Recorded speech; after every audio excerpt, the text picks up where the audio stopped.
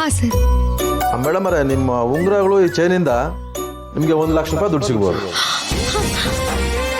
1 ಲಕ್ಷನಾ? ಸರಿ ಸರ್, ಕೊಡಿ.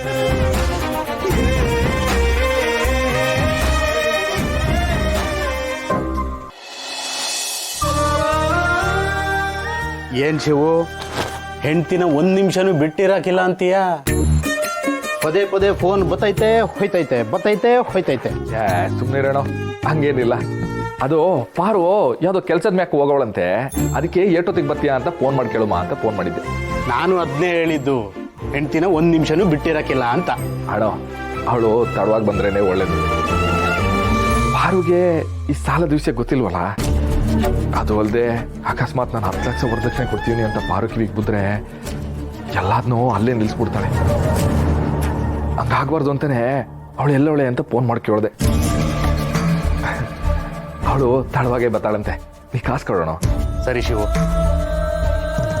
ತಗೋ 10 ಲಕ್ಷ ಐತೆ, ಎಣಸ್ಕ.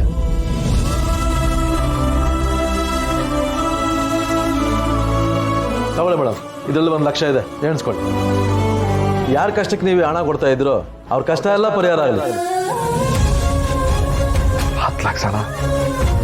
10 ಲಕ್ಷ ಅಂತ ಕೇಳ್ತಿದ್ರೆ ನನ್ನ ಮೈಯೆಲ್ಲ ಜುಮ್ ಅಂತೈತೆ. ಶಿವು, ತಂಗೀರ್ ಮದುವೆಗೆ ಬೆವರಲ್ಲ, ರಕ್ತನೇ ಬಸೀತಿದ್ಯಾ ಅಂತ ಗೊತ್ತು ನನಗೆ.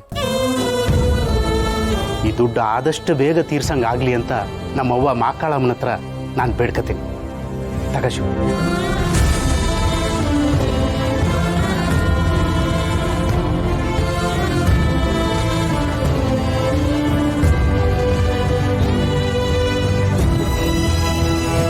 Thank you sir. ಮೊದಲನೇ ಸಲ ನಾನು ಸಂಪಾದಿಸಿರೋ ದುಡ್ಡಿಂದ ನನ್ನ ಗಂಡಂಗೆ ಸಹಾಯ ಮಾಡೋಕೆ ಹೊರಟಿದ್ದೀನಿ. ಖಂಡಿತ ಅವ್ರಿಗೆ ಒಳ್ಳೇದಾಗಲೇಬೇಕು. ಥ್ಯಾಂಕ್ ಯು ಸರ್, ಬರ್ತೀನಿ. ಆಯ್ತಮ್ಮ, ಒಳ್ಳೇದು, ಹೋಗ್ಬನ್ನಿ.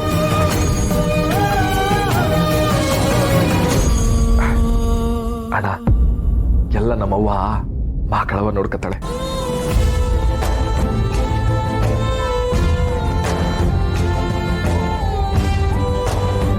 ಬರ್ತೀನಣ್ಣ.